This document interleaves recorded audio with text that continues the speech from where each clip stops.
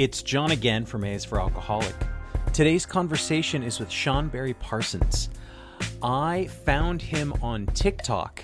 He is a performer, actor, writer, all around awesome sobernaut, and he was kind enough to share some of that good old experience, strength, and hope with us today. One of my favorite things that we talked about is the often overlooked eating disorders that men deal with on a regular basis.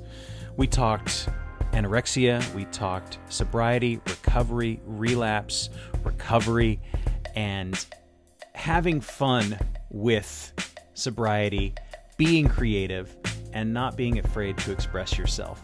So, without further ado, here is my conversation with Sean Barry Parsons. I just think it's a trip that I found you on. First, thank you for agreeing to talk with me. My pleasure. I found you on TikTok of all places. Yeah. And I was scrolling through, and sometimes I get a chuckle out of things, and sometimes I'm like, oh yeah, that's all right, and whatever. And I found myself laughing out loud. A high compliment. Thank you. I never laugh out loud at almost anything. I'm always so stoic, and I'm like, that was very funny. Thank you. Right. And so it was the Helen Cumlicker. Oh, And yes. I don't know if she's your most popular character, but my favorite. Mm-hmm. And I thought, this is great. And it's just so quick and sharp. And yeah, Helen, I have a repertoire of various ladies that I do, but Helen definitely is the one that kind of catapulted immediately. People really took to her. And she's based on a very real woman. She's a composite of two women that I wait on. My survival job, and up until the pandemic, was waiting tables on the Upper East Side of Manhattan, which is just a jungle of Helen Cumlickers. They're everywhere. That's my friend joked, he was like, that's like a New York Karen. That's a New York City rich Karen. So she's her own breed. She's a dying breed. She's the ladies who lunch. She's a very specific type of woman. Right. And so it was great. And then you did the Helen Cumlicker's mandatory AA meeting, or I heard you were going to do it. In one of the videos you talked about, you mentioned it was coming up, and I was like, oh, that's going to be good. I wonder what that's about. And and it was perfect. I mean, obviously, just this wretched woman who doesn't belong there and is just blasting everybody's anonymity and right off the bat, right? And just so into any sort of petty, disgusting gossip, just made up. And so it was great. And I posted it on our Instagram, and I remember you reaching out and saying, I hope you weren't offended. And I was like, absolutely not. Well, and it's something where all my friends, in New York City, my community is largely people in recovery of all different types of fellowships. So I asked my friend ahead of time, and he just replied with an AA literature response. He said, we are not a glum lot. He was like, you're not actually breaking anyone's anonymity. I'm not, these are obviously not real people or real circumstances. I mean, they could be real circumstances, but it's all satire. I tried to only mention, Alcoholics Anonymous, and then leave it at that. I didn't want to talk about any of the literature or what actually happens at the meetings, but through pop culture, most people know that, it's like people sharing about what's going on in their life and their troubles with addiction. So I just tried to focus on that. Right. No, it was perfect. And, we do a podcast about recovery, and I am in that 12-step program, and we are constantly concerned and trying to dance around, not breaking anonymity and the 11th tradition and all of these things. And I think that, we do our best, and we talk about, because the whole reason that we started the podcast was because there's so much other stuff than the 1 hour a day or a week or Hmm. that goes into me trying to stay sober and find Absolutely. recovery. And so that being said, um uh, again, thanks for doing this. And My pleasure. one of the things I like to ask people is where they first came across alcohol, whether it be in their own life or from a parent or grandparent, Hmm. or sort of tracing back the alcoholic lineage in Oh their God, story. yeah. I mean, my first drink was at 13 years of age. Mm-hmm. I was like a Drew Barrymore drinker from a very young age. I was partying, way younger than I should have been. But alcoholism is runs rampant in my family on both sides. It affects mostly the men. A handful of my aunts have also. I mean, I have some aunts that are in the program as well. Mm-hmm. But yeah, alcoholism is definitely something that has always been not really addressed in my family, but it's definitely a part of everyone's, most people's story. I shouldn't say everyone. And they, you can't diagnose anybody with alcoholism, but I would say that my family definitely drinks more than other. I would say most people, and they drink. A lot. It's a centerpiece of every family party, every family function. There's always a table with handles of liquor, and that is yeah, I grew up in an environment that definitely it was around all the time. Yeah, it's also, I know, as well as a kid, we so easily and quickly pick up the habits of our parents, obviously. Hmm. I mean, I have memories of joking about pulling a bottle of Absolute vodka and making screwdrivers, and my dad being like, "No, no, no, you're too young for that. Not that's Hmm. bad. You're just too young for that." You know. Yeah. So, especially just imagine like handles on the table, and it's part of the fun and the party, and we try to. I think families often, and I don't know about you, but at least in my family, problems were hidden. Oh, Problems were totally. not Yeah. talked about. So it was only the fun and exciting parties and that kind of stuff that was out in the open. Yeah. Um, so you grow up in an environment where drinking is acceptable, and then you decide to have your first drink. Or how did the first drink come about at 13? Oof. That was, I will say this. It was not technically my first drink. It was my first drunk at 13. Okay. I remember being a little younger at a family party, and a cousin gave me one of those absolutely disgusting, like TGI Friday, like mudslide type drinks that all the ladies in my family like to drink. I Mm-hmm. had a couple sips of those, but I wasn't buzzed. I remember when I was in, probably eighth grade going into ninth, my dad, there was like a Mike's Hard Lemonade in the fridge left over. My dad was like, yeah, you can have that if you want. You can try it, give it a whirl. So there were little instances, but I never got drunk. But I was 13 and I was hanging out with a good friend of mine, and my dad had a little liquor cabinet, and I remember it was Seagram's whiskey, Mm-hmm. and I just remember chugging it, and then me and my friend just like were drunk eighth graders, and we just walked around my neighborhood like all afternoon. We were just just walking around the suburbs of southern New Jersey, and that was like my first drunk, and it was something that it's that same story that pervades a lot of shares in AA, that it was like, I've arrived. This takes away all of my anxiety, all the stress that I've ever faced up until this point just melted away. And I immediately understood why everybody in my family drank. Yeah. Immediately. Got it. Yeah. And I know sometimes in media and stuff, New Jersey gets bad press, but Mm-hmm. my family's from Woodridge, Okay. and I've only been there a couple of times, but it's quite beautiful. And like, Yeah. Jersey is a very beautiful place. It's a very diverse state. Hmm. I defend New Jersey to the death, just because as soon as I left it, I experienced all the jokes, moving to New York City. And, if you've only ever gone from the airport to New York City, no, you're not going to have a beautiful, representation in your mind of the Garden State. But, in Northwest Jersey, it's mountainous. There's the Delaware Water Gap. The Jersey Shore, again, has a very negative reputation because of the television show. But southern New Jersey, where Long Beach Island and Cape May, I think it has like the most Victorian homes in America.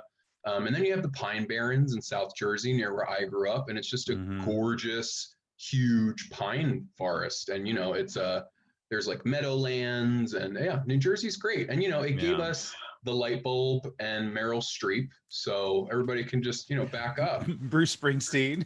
Bruce Springsteen. I think it's the largest producer of blueberries in the world, so New Jersey's got a lot going for it. And the Pine Barrens is one of my favorite episodes of The Sopranos too. Oh yes, yeah. So Aqua Teen Hunger Force, if you're familiar, if you've smoked weed in the last 10 years, takes place in South Jersey. So Carl's one of my favorites too. I know tons of Carl's. None of this and none of this matters. This doesn't matter. None of this. I got a lot of tracksuits. A lot of them. Gonna shine some sun where the sun don't shine. Yeah. So so you're 13, you're in New Jersey, you get your first drunk, and then is it now you obviously, well, I don't know, but I would imagine that a 13-year-old doesn't have regular access to alcohol. Is it something that starts off? Yeah. I was very, very into academics in high school. And I did theater in high school, and the reputation with theater kids, they're all drinking and having sex, and, partially true. I will say in my experience. But yeah, so it was a thing that, I did on the weekends, and it was very, very controlled throughout high school because I was super focused on my grades and really, getting out of New Jersey. Yeah. So then it's just kind of like your typical thing. I did technical theater for a couple of years. So I was not, I wasn't in the circle. Yeah. I was sort of on the outside. I was the one who had to deal with the 2x4s in the back and all that stuff. So, but anyhow, there's no show without techies. There's no show without them. So when would you say like that the alcohol takes off, or does it, like you're like, all right, it starts to kind of take over? And is it? For me, I noticed that it was becoming a problem my senior year of high school.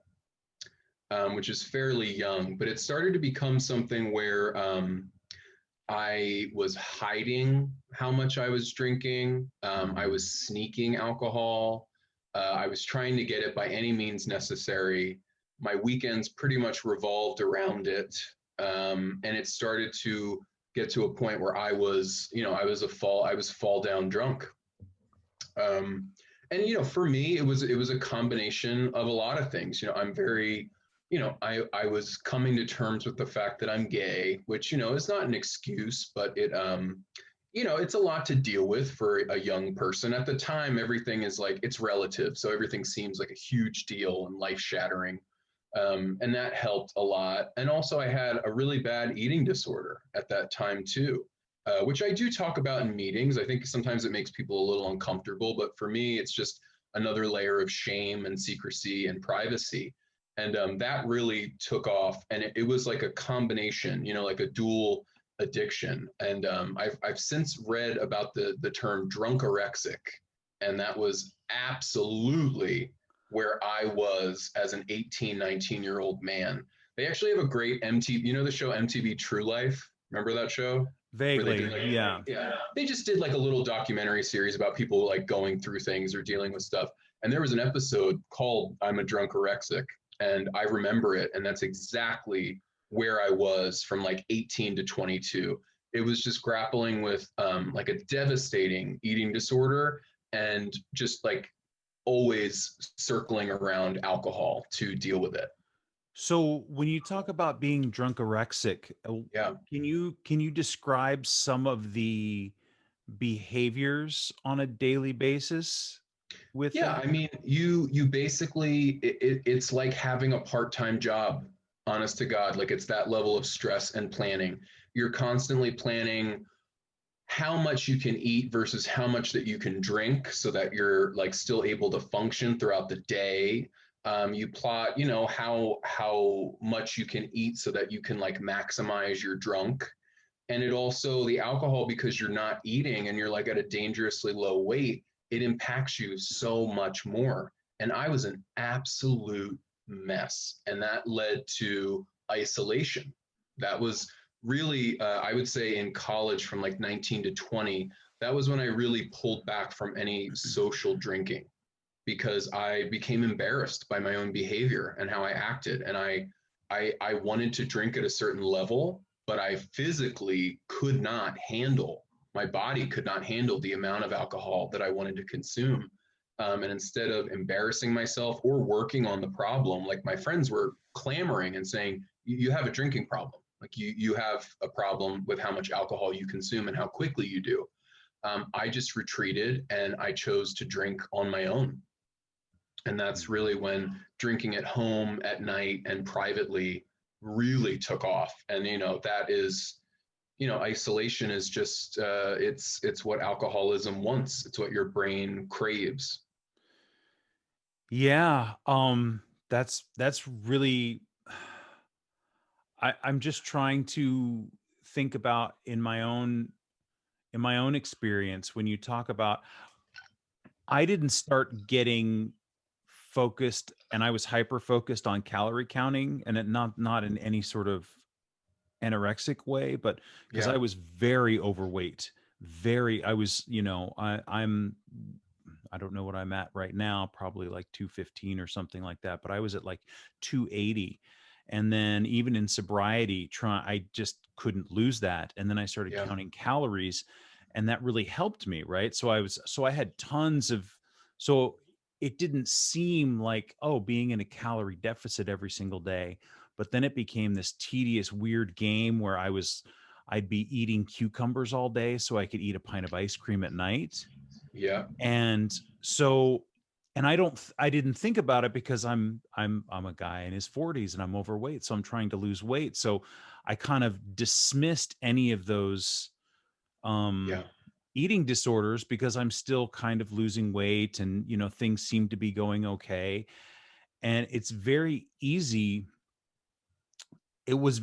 for me to slip into that and not see it for what it was. And it took me another, I don't know. I mean, now, and I still look at food differently, and I'm still Yeah. struggling with my relationship to food and what it is that I want to, you know, accomplish in my day, and what I need to eat, and why I Hmm. shouldn't be trying to negotiate some horrible, quote unquote treat at the end of the night, first thing in the morning. Yeah. So when you talk about the planning, like, it's so true. Yeah. Um, so when you were isolating yourself so that you can drink, so that and being being in that place is really, it's really hard. Oh, yeah. And how long are you there? Do you just drink and not eat, and drink and not eat? Hmm. Yeah, I mean, that was pretty much me my last year of college. I don't know how I maintained my scholarship. I don't know how I graduated. It was really rough, and it was basically a constant cycle of I need to get this work done first thing in the day so that I can drink to my heart's content the rest of the day. So it was like, it wasn't even functioning alcoholism, but it was semi functioning at that point. I always got everything that I needed to get done academically done first thing in the day so that I could go to the liquor store and drink as much as I wanted until, I blacked out. I don't think I went to bed for probably a good year of my life. Wow. Yeah. Um, and so this is the tail end of college. You graduate college? I did. Yeah, I Well, graduated college. Through this by the skin of my teeth. I still hmm had great grades, only because I'm a good writer, and my degree was mostly writing a lot of essays, so I could sober up to write those, and I submitted those, and then it became a thing where you're out of college, and what do you do now? Because now I'm in this cycle of just constant alcohol abuse and waking up and going to classes, and all this is over. And then there was nothing left to do but deal with the drinking problem, or, I mean, let it destroy me. I moved to New York to live with my sister after college for about a month. And she caught me the first, maybe like first 2 weeks. She saw that hmm she knew that I was drinking. And she was just like, this is insane. And I'll never forget at the end of that month in the summer, she left for work. I was at home, and I downed maybe half a bottle of tequila, like right after she left. And she came back from work just by chance. And I was so far gone in such a small amount of time that she drove me back home to New Jersey and said, I had no idea that Sean's drinking was at this level. I knew he liked to drink and party, but this is unmanageable and he's going to die. And I went to rehab after college. wow. I was in a rehab facility for 21 days when I was 22, and I will never forget my first day. I was a huge Amy Winehouse fan, hmm huge. And I used to think it was so glamorous. She drank the way I did. She had an eating disorder the way that I did. She was just singing to me in my mind in college. And she died. And I went to rehab a few days after she died. And I walked into that first, like community meeting room. And up on the board was basically her obituary from the newspaper. And I took it off the wall, and I still have it today as a reminder that, she died from this. Her body gave out. She went into a coma, and Yeah. she died from drinking as much as I liked to drink at that time. And also, she was horrifically underweight because, like me, she also had an eating disorder. Yeah. So, so you do 21 days in rehab. Is that something that Yeah.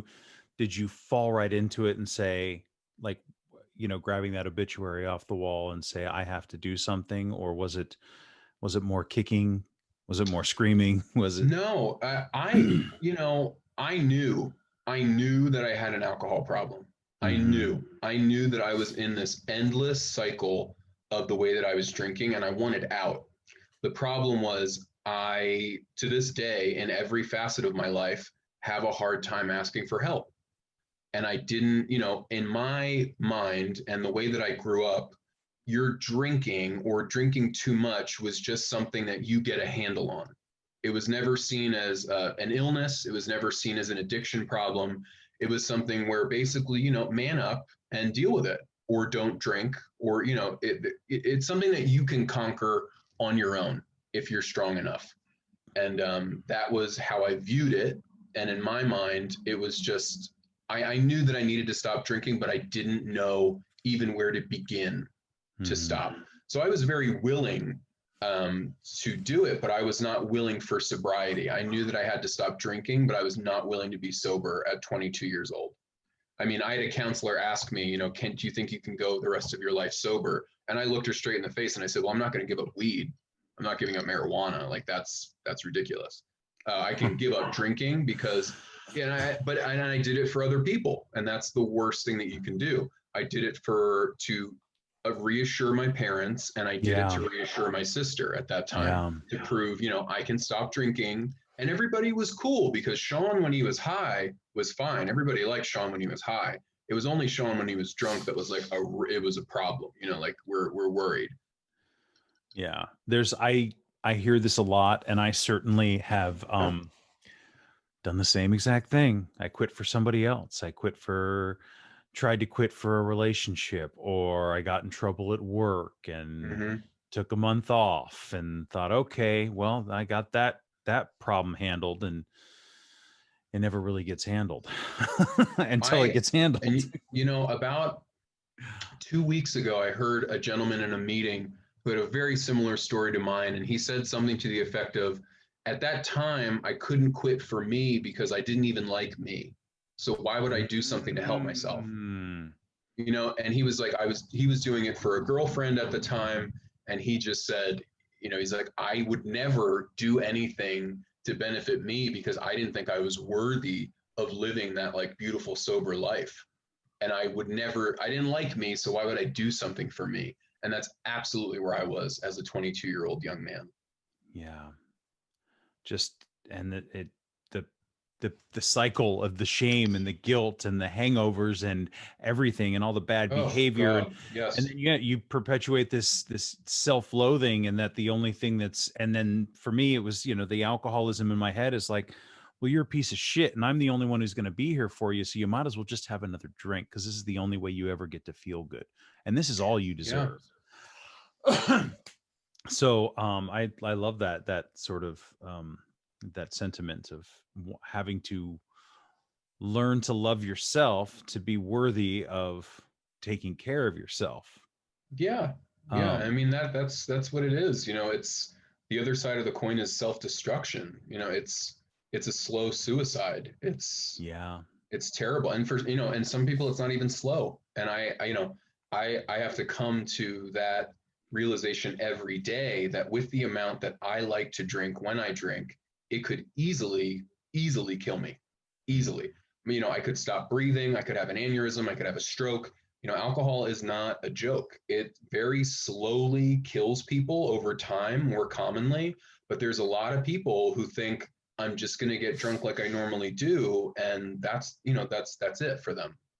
yeah, yeah, yes, I have people close to me who are, you know currently doing that, and I mean, it's yeah, hard to take the things that I've learned in sobriety and recovery and go, well, I guess you just need to continue to set a good example and be patient and be available. And that's all that I can do. You know what I mean?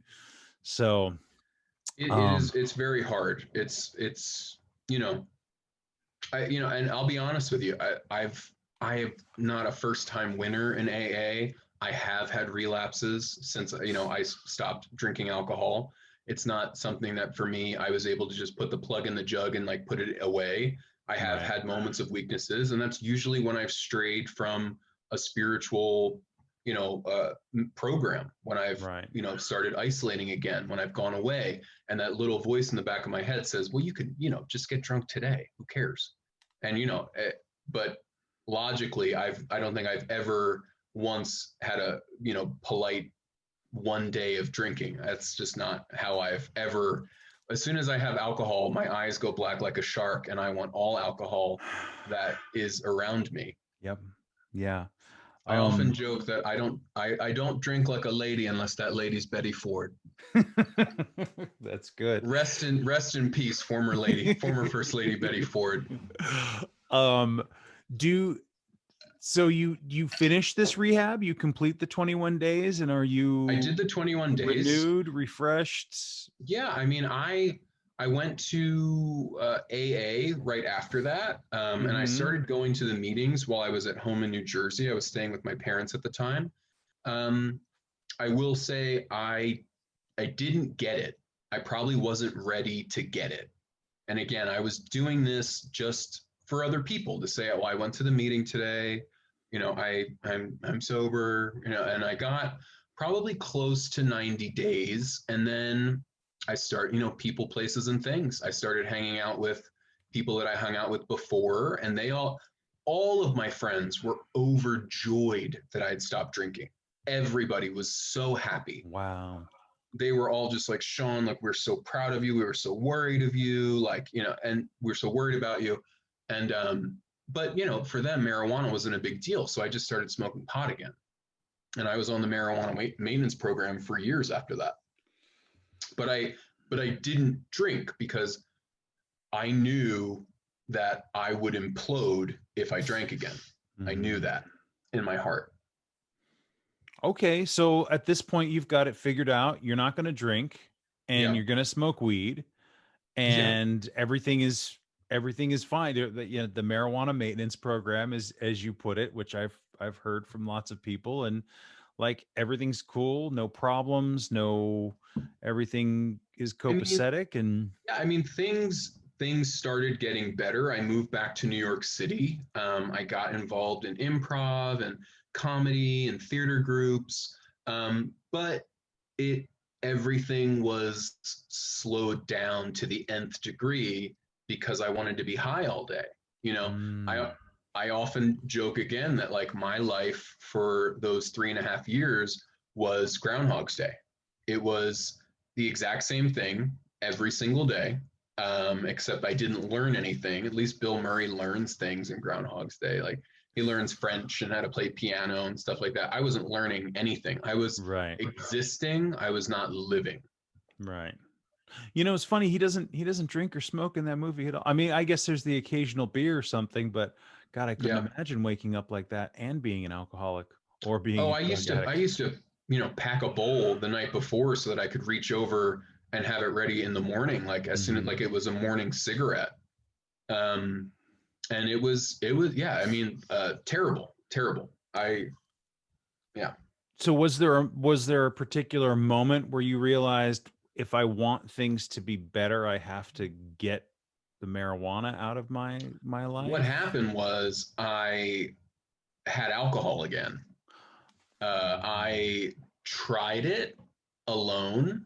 Um, when I like just like what's in the back of the big book, it's that story where it's the businessman who gives up alcohol and then he's like 50 years old and he retires and Mhm. he thinks he can have a drink again and then he's dead in a couple years. Yeah. I thought I'm in a different place. I've conquered a lot of my demons. I'm in a much different spot than I was. I can try alcohol again. And I went on a 5-day bender, like immediately. It was off to the races and so much worse than it was. It was like I was making up for years of not drinking. Mhm. And my friends found out and my sister found out. And I had to come clean. And that day, real hungover, I went to my first New York City AA meeting. And what is, without giving away too much, is, you say New York City AA meeting, is there something intrinsic or specific to those meetings as opposed to, say, where I live, California, or the one I went to on the beach in Hawaii, or Hmm. I think the overall message is the same. right, Obviously, right. I've been to different fellowships meetings, even if I haven't engaged in that substance, and you still get the same message, and we're all dealing with substance abuse. I think New York City is interesting because there's literally a meeting at any time of the day. Wow. Even before pandemic, I could go to a meeting at 2 o'clock in the morning if I wanted to. It Wow. is truly the city that never sleeps. You can go to a meeting at 4 o'clock in the morning as the bars are letting out. You can go, I mean, any time of day, and it's a very it becomes a very small community. New Mhm. York City, there's 8 million people in the five boroughs, but you begin to find out who your people are, and I mean, it was the first time in my years of living in New York City where I had friends that I could call at any time of the day, where I had people that wanted to hang out. My life got so much bigger because of New York City AA. And also, I will say they're a little bit more inclusive of everybody. When I was going to AA in South Jersey, I mean, I grew up Catholic, and it's a very large Catholic population. So you ended every meeting with the Lord's Prayer, and it was very focused on that Catholic version of God. And I would say New York City, they really do focus on higher power. And you can make anything your higher power. Right. You want the room, you want that doorknob, whatever you want to be your higher power, that can be it. So they're a little bit more, I would say, inclusive in that way. Huh. That's great. I've always, when I hear people talk about sometimes being frustrated with, religion being so much a part of the program, and I've never experienced it myself. And so Yeah. I'm grateful for that. And I know that, there's lots of different meetings, and that's one of the beautiful things about it. Yeah. So after the 5-day bender, this is when you go, okay, now I'm done. Had you had enough to drink at that point? It, I mean, it all came crashing down, and I did realize, okay, things have not changed in Mm-hmm. X amount of years. They haven't. You know, I really just started listening for the first time when I was going to AA in New Jersey. I was just kind of, looking at the clock and waiting to leave. I really started to listen to people that were my age or younger or who had really similar experiences to mine, and they were telling my story. And I started to come to the fact that, like, okay, I'm not alone, and I can, if I use this simple program, find some sort of, being close to serenity. And I really liked the fellowship, and I Yeah. liked that there were other younger people that were like, hey, I get it. I get it. Like, I totally understand where you're coming from. I know it's frustrating. I know you feel like your life is over right now, but it's not. Like, you can live, and I live as a sober younger person in New York. And it's tough in New York.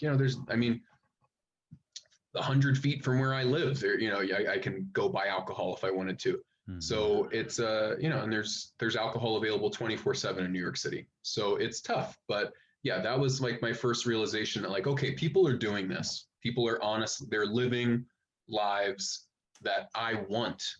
And that was the other thing. It's like, do you want what they have? And at that time I did. I really wanted what they had. And so it sticks, and you follow through and do the program, and this is the time where it solidifies for you.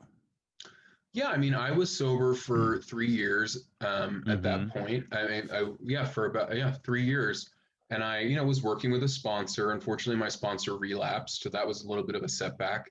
But yeah, I mean, I was religiously going to these meetings, no pun intended, and I really started. It just became part of my everyday life. Yeah. AA, it was who my friends were. It was what I did in my spare time. It was what I spent my evenings doing, going to bad diners after meetings and talking with people. Yeah, but I mean, you fall into the dangerous trap of it becoming a social club. And it's, fellowship is an important part of AA, but it's not a social club. So what do you mean by that? Well, the Mm. fellowship is important because ultimately, like, you need to, again, for me, isolation is very dangerous. So I need to talk to people who are in AA every day. I need to text other alcoholics. I need to be in contact and hear those reminders all the time of how bad it gets when I forget what, the day before day one was like. Mm. But ultimately it's not just it's not just a social club. It's the fellowship is a part of it, and you need to be putting in that spiritual work and the mental work with somebody who's guiding you through the program, who's done all the 12 steps themselves, who's helping you. And it's a 50-50. It's work and working on yourself and getting outside of your comfort zone, and also finding your group of people, your pack, to go through Yeah. it with. Yeah. Yeah. You gotta, I have to remind myself too that the work needs to be done. And for me, a lot of that has to do with writing stuff down. And I've done that. Um, it's easy to kind of just, well, go to the meetings and have a donut and have a cup of Yeah, coffee and chit chat and blah, blah, blah. And then you go, oh, that felt good because I got a little social time in, but not doing the steps and not doing the work. It's just a very good point. And then I think immediately I'm struck with, oh, what have you done lately, John? yeah, Like that. Yeah. So, remember that thing you were working on, that thing that keeps bothering you? Have you, checked in with that yet? Um, it's, it's, it's just an important point that doing the work and being that it is a spiritual program and that it yeah, is something that you are there to work on and make life better, because yeah. the alternative is terrible, deadly, and pretty awful. Can I ask you a little bit about the eating disorder? Yeah, certainly. Um, Now, during all of this, did you find like marijuana? Does that change your relationship with food? How did you eventually come to a healthier relationship with eating? I think it eating disorders are very compulsive, and it's about Hmm. control. And I think for me, I mean, it's different for everybody. I can't give a blanket statement, but for me, I think when a lot of stressors were removed in my life, when I stopped the constant cycle of the drinking and the shame and the secrecy of that, and I was removed from the, over pressure that I was putting on myself in college to maintain a scholarship and graduate and, always give this outward facade of being perfect. Once that was removed, it relaxed a little bit. And it's about the same kind of work that a lot of alcoholics have to do, where it's just like you're better than this, you are worth more than this. It's a daily struggle even today to love myself. I have to give those little pats on the back and reminders to myself. In my mind, I am my own like set of immigrant parents. Like it's never good enough, it's never always more. Always, you should always be working harder, you should always be trying to get more things. And I know that that is part of alcoholism and an eating disorder. And I think it calmed down as I got a little bit older and I realized that it is absolutely not healthy, but also that I don't want to say like counterproductive because I think a lot of people, when they think an eating disorder, they think it's about vanity, and they think it's about how you look. And certainly looks are a part of it. But also, I knew that at 138 pounds as a 6'2" man, I did not look good, you know? But it was Yeah. about that control, and it was about feeling like that rush of dopamine from, getting on the scale and it's lower than it was the day before. And it becomes a habit that you need to rewire in your brain. Yeah. And it takes a while to be like, yes, I feel full, but that's not a negative. I need food to live. I need food so that I'm not tired all the time. And you kind of have to rewire your brain to have a different relationship with food.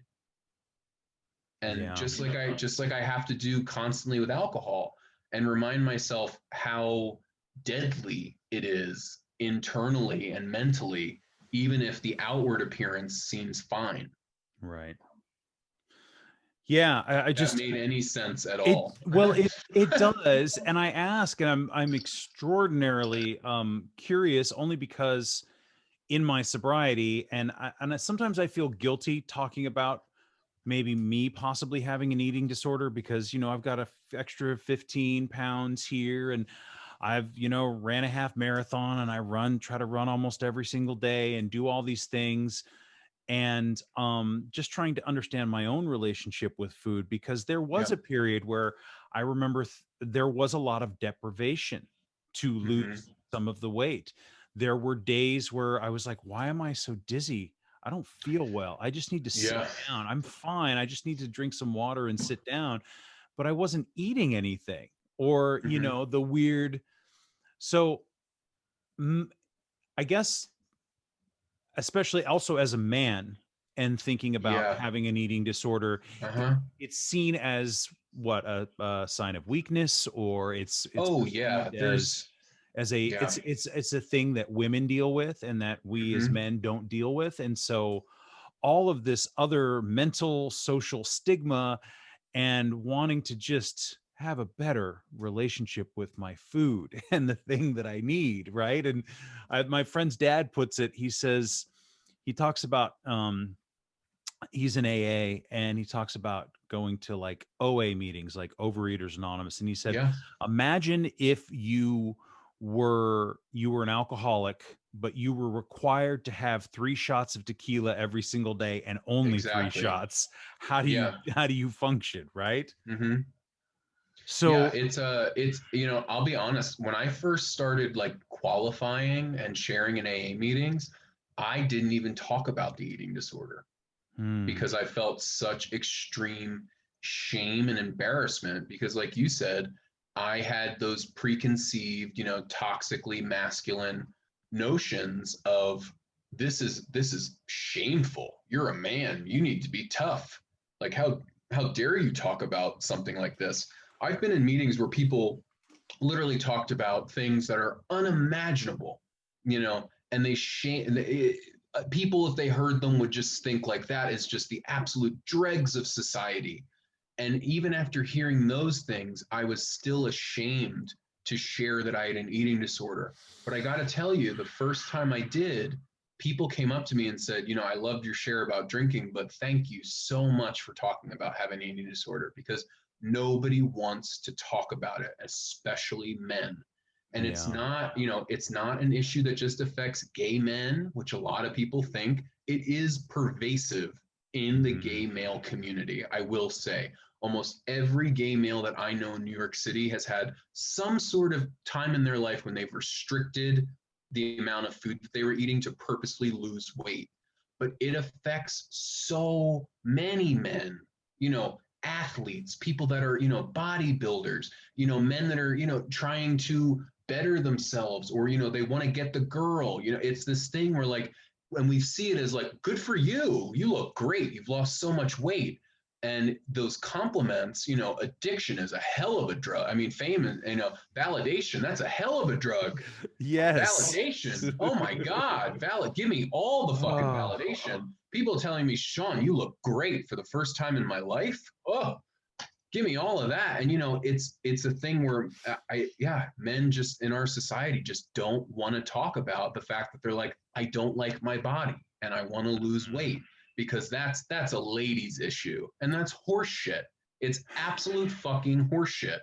And regardless, across the board, we live in a society where you are constantly inundated with what the perfect body or what your body should look like. It's everywhere. And it doesn't just affect women. I mean, you have the perfect male physique everywhere. And if you see that constantly, and that's just reinforced in your brain, and then you look in the mirror and you don't have a six pack, you don't have huge arms, you don't have this, you don't have that. It's like, oh, well, I got to change this, instead of just being like, no, everybody's different. Literally everybody is different. And if you, for health reasons, want to lose weight, that's fine. But it's it's a real travesty what we've done to American men in saying that, like, your concern is weakness.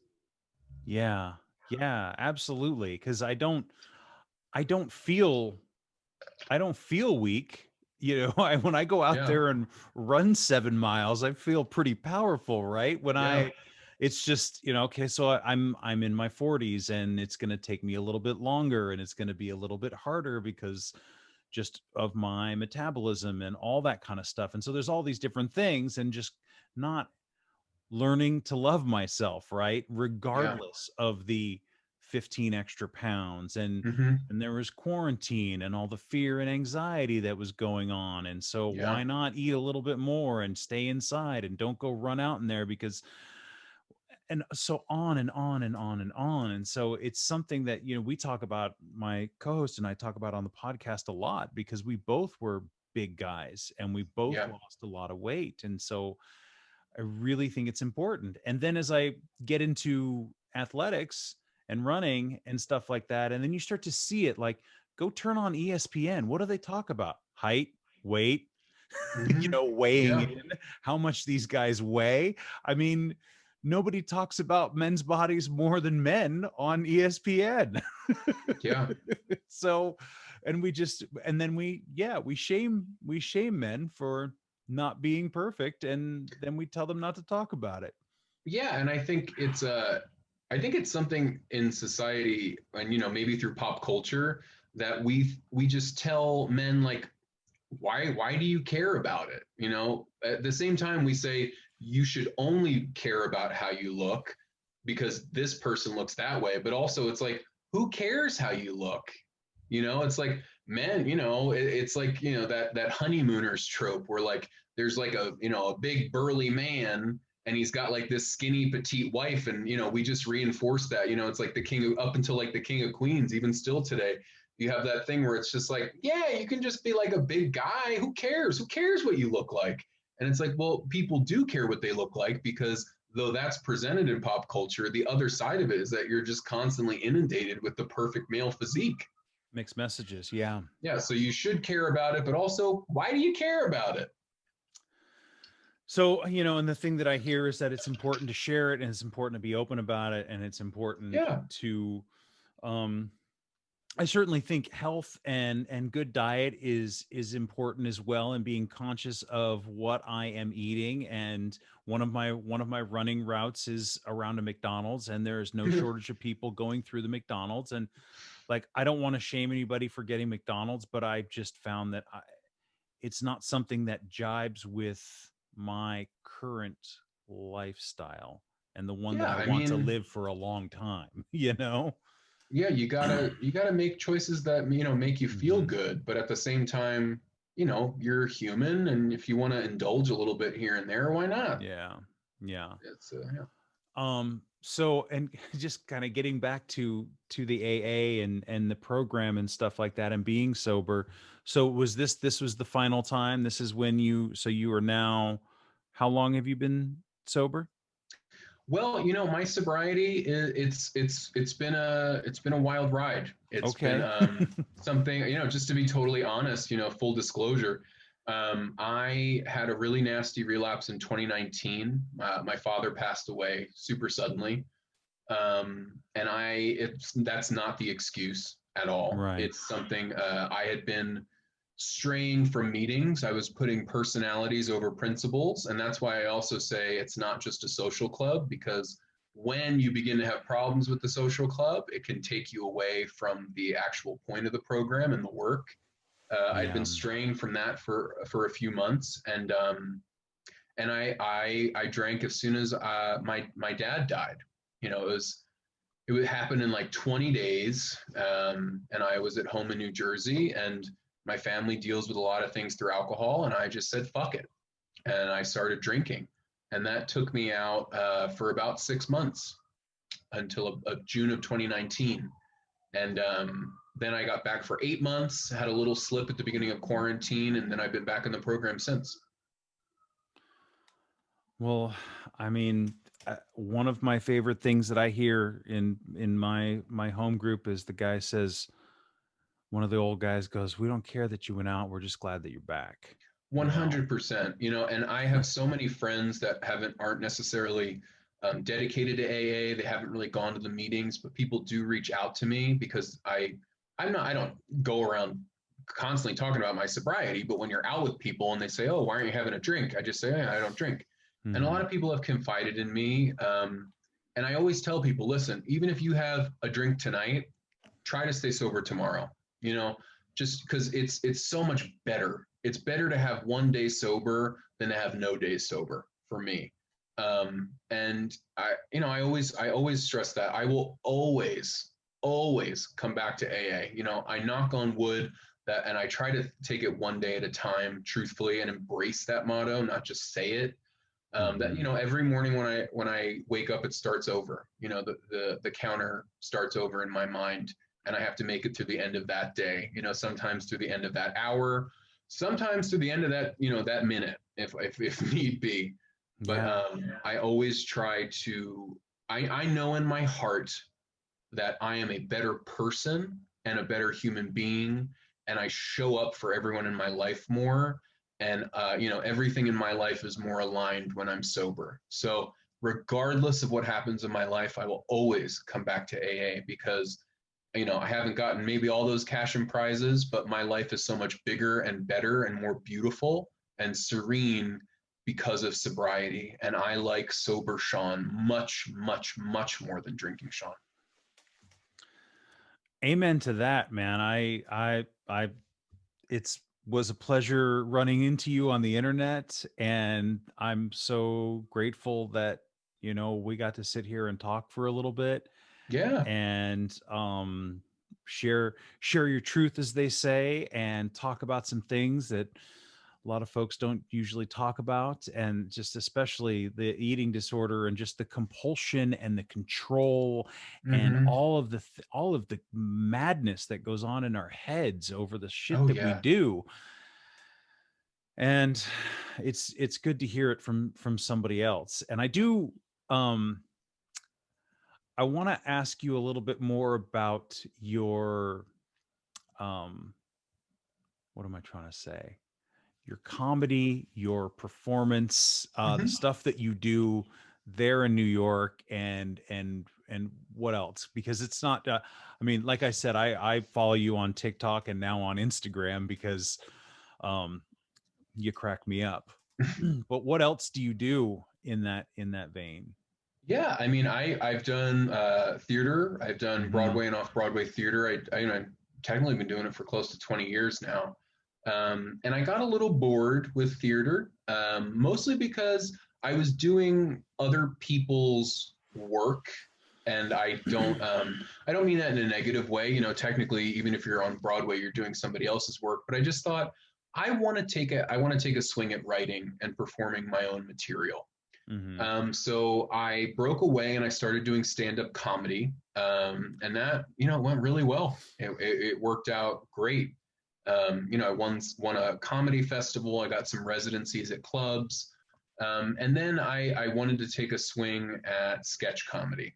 And before the pandemic started, in New York City, it had to be, well, you have to get a production team, you have to get a camera guy, a sound guy, you need to pay these actors, you need to get a shooting space. And I was like, okay, this is a lot.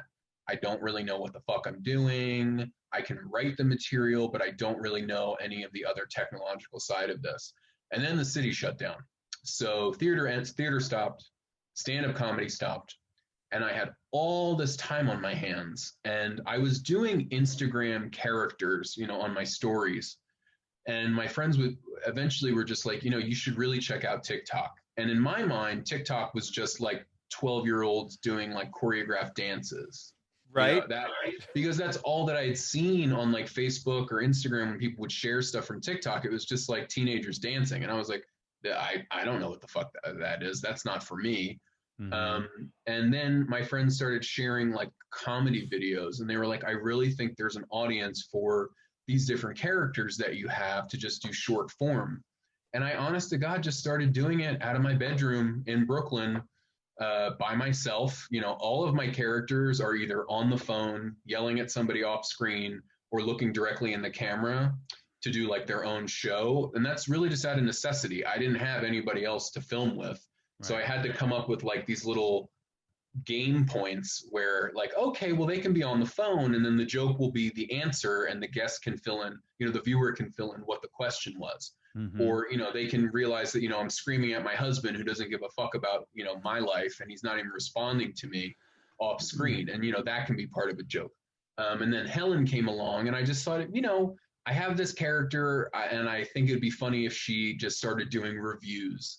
And that was the game that I came up with Helen. I was like, okay, so I have this character. I don't know what to do with her. I can't do super long form things right now, even though I have Helen Kumlicker's like 2, 3, 4, 5-page sketches written about this woman. Wow. I can't film them right now. Right. And they're all about her life and her family and her husband and her kids and her friends. And I don't have the capacity to do it right now. So I thought, okay, this woman was based out of my restaurant work. It would be funny if an old woman just very harshly reviewed restaurants. And that game sort of came about in my head from an old SNL skit. I'm not sure if you've seen it. It's Chris Farley and Adam Sandler. They're an old couple, and they're reading the Zagat or Zagat, however you want to pronounce it, review, the guide. And they're not mean. They're literally just like an old couple, and the man is miserable and the wife is super excitable. And that was Chris Farley. And they're just reading the Zagat review of restaurants. And I thought, okay, well, she can review restaurants that she's visited, and she fucking hates all of them. And yeah, it's just like she doesn't review places that she likes. She only reviews places she hates. So that was the game that I could come up with for Helen. And that's just taken off, and it's been a lot of fun because I literally can't do anything else. Yeah. Yeah, it's amazing the things that have come out of people's creativity and necessity, just to even. It is absolutely necessity. Yeah. Can't, yeah. And it's great. I love to see people in sobriety doing creative things. I know one of the things we talk a lot about on the podcast too. My partner, my co-host, he's an artist by trade. He was a tattoo artist up until last March. Yeah. But we talk a lot about the creativity, and we get stuck in these notions of feeling like the alcohol is necessary for that, and then realizing that 100%. quite the opposite, right? I never accomplished anything when I drank. I never accomplished a goddamn thing when I drank. My life has been so much bigger in sobriety. My creativity flourishes, and I gotta say, I love working with alcoholics because they're usually incredibly smart. They're very hardworking. They're passionate. And they feel very deeply. And I like working with people like that are, dedicated. Yeah. And there's so many creatives in New York City in all fields of art that deal with addiction. And I'm not a scientist or a therapist. I don't know what that is. Maybe it's just because it's my world, so I meet more of those creatives that dealt with substance abuse, or they're just more open about it. But I do know a lot of very talented people that have realized I have a problem with X substance, and they've overcome it. That's awesome. Yeah, man. Well, so where can people find you if they want to find you online? So I am on Instagram and TikTok at Sean Barry Parsons. That's Sean with an E, like Liza with a Z. SEAN Barry Parsons. And that's where you can find all of my videos. I always upload to Instagram because TikTok takes things down for no reason at all. They have like a crazy communist Chinese community guideline censorship system. So they just remove shit at random, especially Helen Kumliker videos. So you can see all the videos on TikTok. Right. I don't know if they're going to be up for long, so Instagram is great to follow on there. And Instagram, I also post a lot more longer form things. So TikTok, you can only do a minute. I upload to IGTV, or now this stupid fucking Reels thing that they have. So there's a lot more longer form videos on the Instagram, and it's my personal Instagram. So there's a lot more content and, comedic stuff that I upload there. Well, cool. Sean Barry Parsons, thank you so much. I appreciate this. Pleasure chatting. Yeah, you too. And we will we'll see you and Helen sometime soon, I'm sure. I will see you in the funny pages. Cool. Thanks again for listening. Our music, as always, is by Neglect. You can find more of his stuff at neglect.bandcamp.com. And you can find us on all social media platforms that matter: Instagram, Facebook, and Twitter. And you can reach us at aisforalcoholic@gmail.com. Talk to you later. Yeah.